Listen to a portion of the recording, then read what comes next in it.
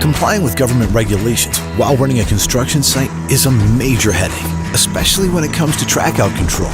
Since conventional rock track-out systems are moderately effective at best, keeping dirt, rock, mud, and debris off roadways and out of stormwater systems can feel like a losing battle.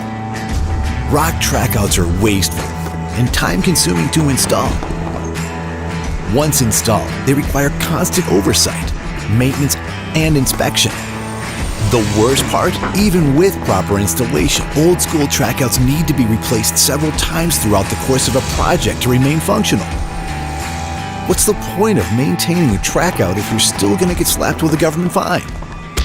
We were fed up with the time and money we wasted on ineffective trackout systems. We knew there had to be a better way.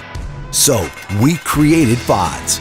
FODS trackout mats are made of a crazy durable polymer. Each mat has a crush rating of over 2.8 million pounds and can handle any job you throw at it.